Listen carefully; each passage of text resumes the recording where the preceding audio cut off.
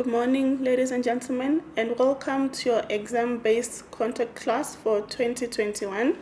My name is Elizabeth Chimwaza, and I'm going to be your tutor for this subject. The subject is Pre-Qualification Certificate, Policing, Module 2, Basic English, and the code for the subject is Polp Be. I wish you all to be hardworking, dedicated, and self-driven students in this course. This presentation will cover the examination questions. General guidelines on writing exams will be explained. Let's have a quick look at the subject overview. This module serves as a firm foundation for other modules. What this basically means that this is a pre-qualification. You need to master this module. Basic English will be covered in this module. Throughout your career, you will be required to describe events in English in your own words. Grammar refers to the study of or the rules of forming words and combining them into sentences. So in this particular module, we can safely say that we are going to look at all the grammar aspects of the subject. These rules must be applied to enable you to express meaning. Punctuation marks can be seen as road signs. So the other thing that we are going to look at in this particular module is punctuation marks. We all know that in English we have to punctuate everything so that it should have meaning. Just as these signs tell you when to slow down or stop, so punctuation marks will tell you how a line should be read or understood. Always remember that if a punctuation mark is not doing anything useful, it should be avoided. Tenses are used to show which events or action came before others. The verb indicates the time of action. So what we are going to look in this module is also verb tenses and anything containing verbs. Combining sentences clarifies meaning, groups related ideas together, and cancels unnecessary details. Let's have a look at the exit learning outcomes. After studying this module, you will be able to use the basic elements, parts or components of English grammar, use punctuations, use the three basic tenses, which is the present tense, the past tense, and the future tense. You are also going to learn how to combine sentences. Let's have a quick look of the guidelines of the examination questions. These examination questions are discussed as they appear on the tutorial letter for 2021. Here are the following questions. But remember, I say this is just a guideline of the exam questions. Don't expect the questions to come as they are in the exam. This is basically a guideline. Question 1. Identify the following. You can get a question which is asking you, it can be a comprehension, it can be a text where you have to read.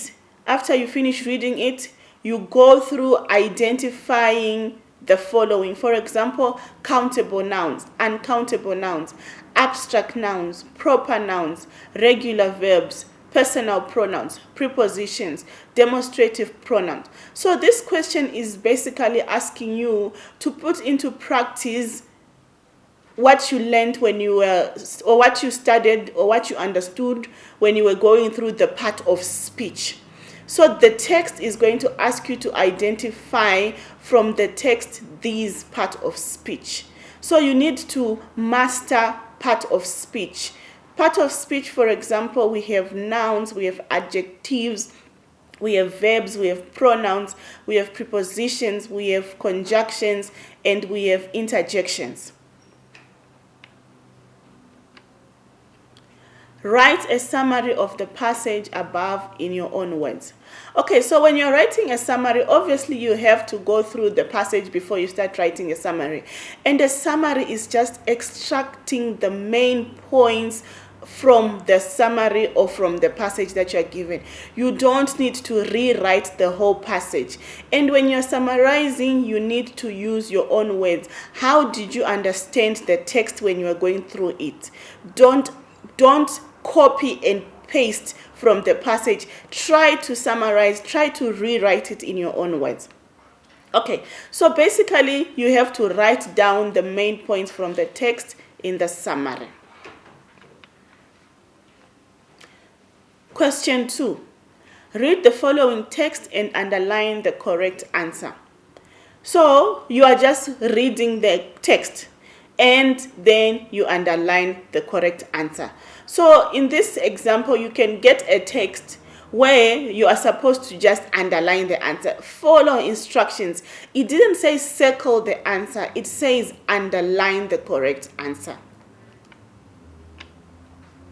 Question 3. Rewrite the following passage, insert the appropriate punctuation marks, and correct the spelling and or change the word when necessary to convey the passage's message. Okay, when I started the presentation, I spoke about punctuation marks. And we said punctuation marks are like road signs. Road signs, it means if you don't follow the signs, it's either you're going to get lost or you're going to get involved in an accident.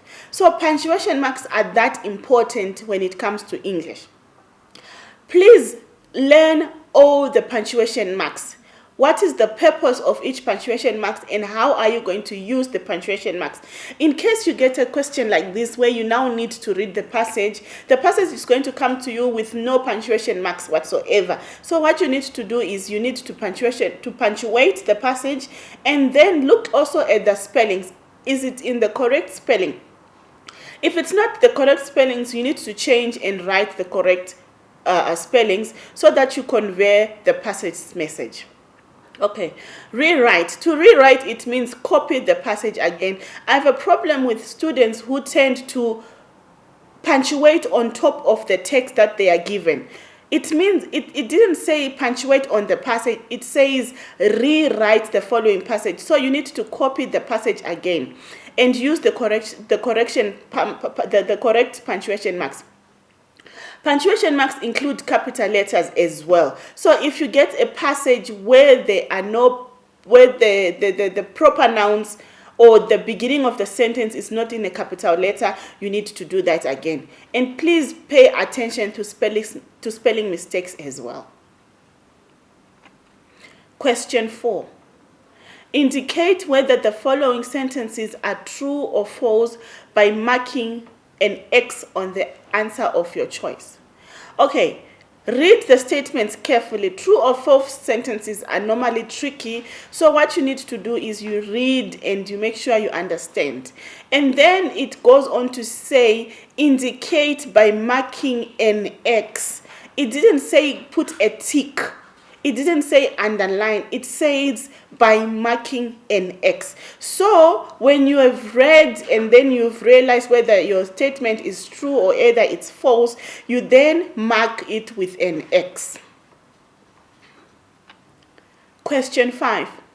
Combine the following sentences. Remember, in our exit learning outcomes, we identified that by the end of this, you need to know how to combine sentences. Okay, to combine sentences is simply to join the sentences with the correct preposition. 5.2, abbreviate the following words correctly. Write the abbreviation of the words.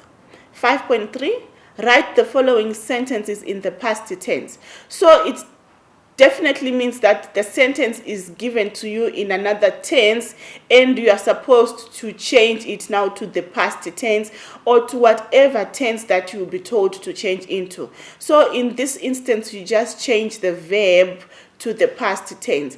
And don't only look at the main verb. If the sentence is having verb to be plus an action verb, it means the verb to be has to change also. Don't only look at the action verb, look at all the necessary changes that you need to do.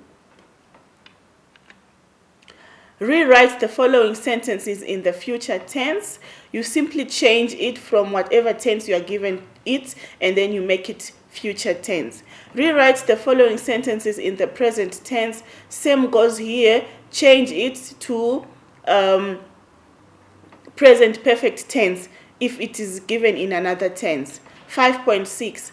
Identify the tense in the sentence. Okay, so here you are given sentences in a certain tense. So you read the sentence and then you just identify. You just write, is the sentence in the present tense, the past tense, or the future tense, or whatever tense that is going to be. 5.7. Insert the appropriate apostrophe.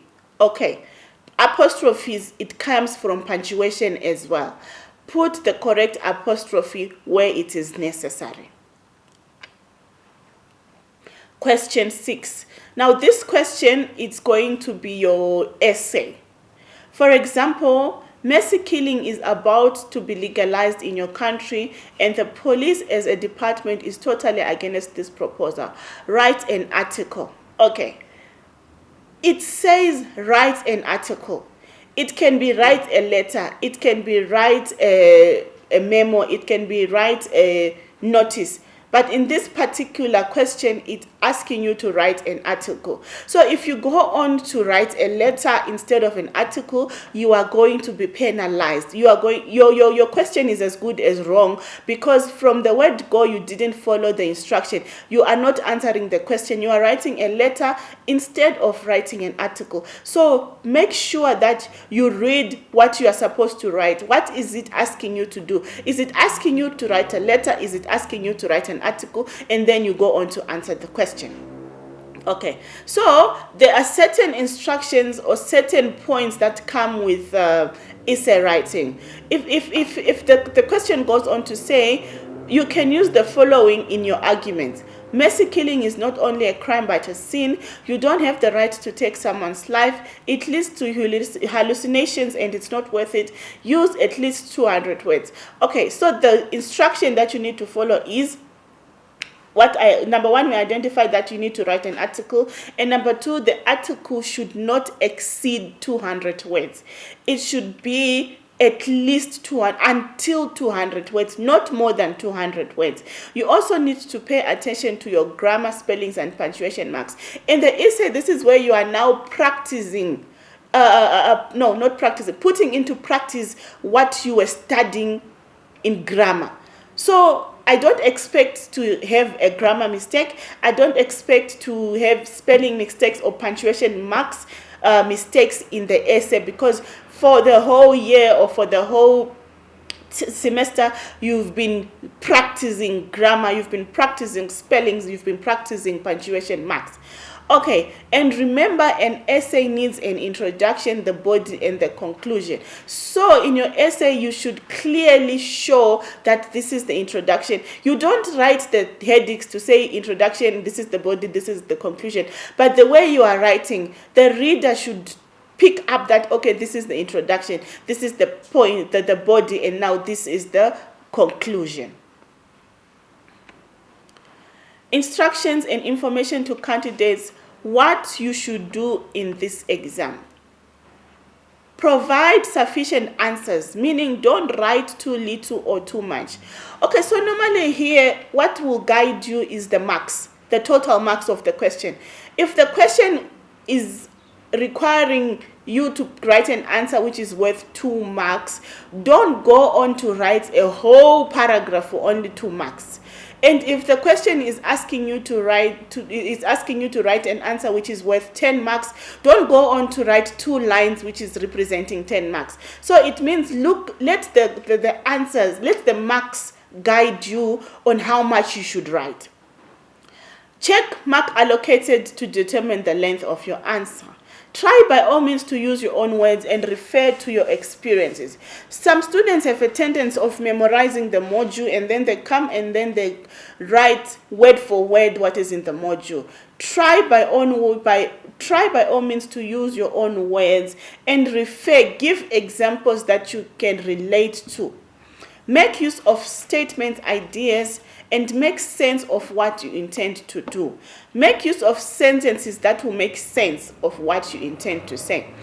Good luck with the examination, and don't hesitate to contact me should you experience some challenges in your studies. My contact details are zabe.chim@yahoo.com. That's my email address, and my number is 081 330 6030. Thank you.